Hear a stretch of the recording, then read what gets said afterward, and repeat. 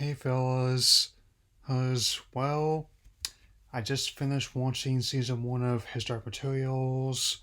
It was the HBO and BBC adaptation of the book series of the same name. Just finishing up the first season, which covers the first book, The Golden Compass, or Northern Lights, depending on which draft you're reading, given how both concepts play a large part in the story.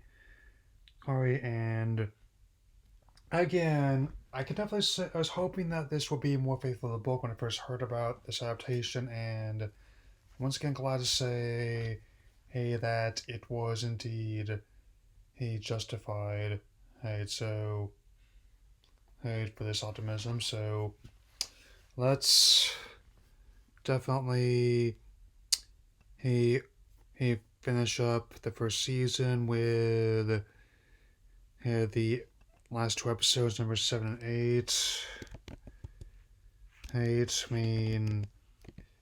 8. Which cover the final chapters of the book, the fight to the death and betrayal.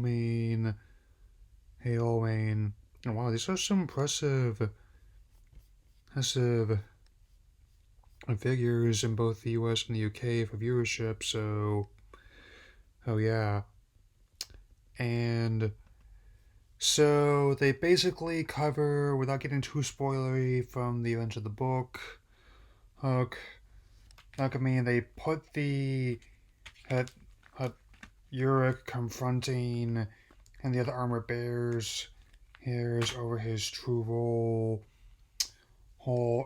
in a more accurate place. And the ending is thankfully not the more cheery and optimistic "let's try and stop us that the 2007 film did." And as I keep pointing out before, especially when I look at that, they actually filmed the book's original ending before or the studio cut it, which, as many of us know now, was a mistake, which not only was not the only reason the film turned out to be a bit of a failure, but it was a key one, which actually was also a key factor in WB directly taking over New Line, where they no longer are an independent subsidiary, but were basically part of the company. But yeah, seeing it build up to this would actually handle much better.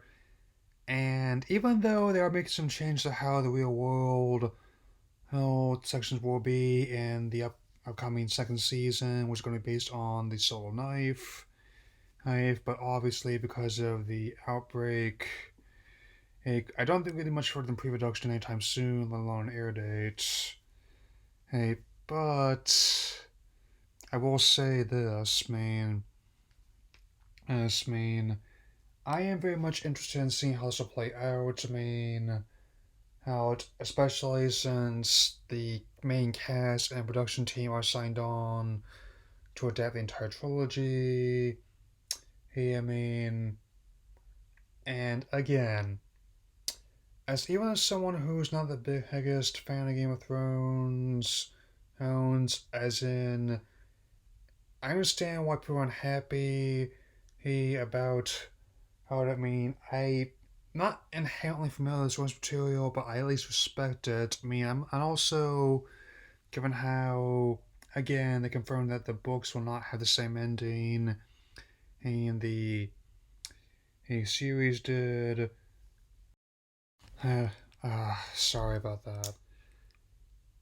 As I was saying, it's basically a, a good example this whole season of how sometimes what doesn't work in one format can work better in another. Such as how even if the film did not do too well, granted the concept was not as easy to sell to people in 2007 as seeing Will Smith fighting hemocyte vampires, or seeing dancing CGI chipmunks. Maybe its themes definitely worked better on TV. Where both the BBC and HBO do have experience of crafting to high quality a scripted series. A lot of the newer stuff is getting in, especially My Lifetime Alone, has rival theatrical productions or even outclassed in terms of rating, acting, and production values. I mean, in many ways, it to draw a lot from the book, but kind of like how with the Dune reboot, some of the designs do take concepts that were realized in 2007 film and evolve them. Since visually the film and the show is stunning, and I'm definitely looking forward to seeing more of the cast, especially with Daphne Keane as Lyra and James McAvoy as Azrael. Feel free to insert her the role about Xavier crossing paths with Laura AKX23 here. Yeah. And this also applies to what else I'm hearing that apparently they're gonna be rebooting, or at least soft rebooting, both Narnia and Percy Jackson Disney Plus, which has come full circle. Oh, in a way, I'll probably be looking at the Narnia films in the future to verify this. Yes, and some people are talking about rebooting Hooni Aragon, which also how kind of how got shafted on film. Even though I don't hold that book series as in the same regard as something like Harry Potter or Lord of the Rings or this trilogy or Narnia, I mean, I think that film could have been a lot better as it was, given how even though the writer wasn't much older than me, isn't much older than me, that's it's pretty dense material, so a lot they could do who could have done with that film, but instead they didn't put much effort in the project and ended up being the first and last film by the director, and it's not hard to imagine why. And I'll definitely keep this in mind when the Artemis Fowl movie starts streaming, in June. Ooh, it would have come out later this month, but even if there wasn't a pandemic going on, something tells me it was the right call to make. It's basically simple. Do we want to potentially eat $125 million just by taking the risk of theatrical release, or do you want to put this online where someone will at least make some money?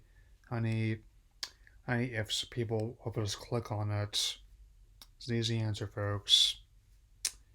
Yeah, this is definitely another one of the simple videos I've been doing, just as I'm in between working on assignments online.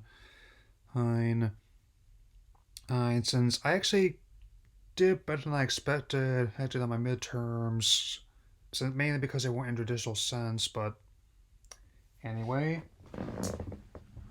whenever the second season comes out, you can definitely expect me to look into it. Maybe it'll be on HBO Max in the near future, or something like that. But I also will have another big video ready to go over tomorrow. You'll just have to wait to see what it is. Some of what I'm saying in there may surprise you, and a lot of it might not, but we'll see. That'll be all for now. If you've watched the series, tell me what you think about it in the comments, and I will see you all later.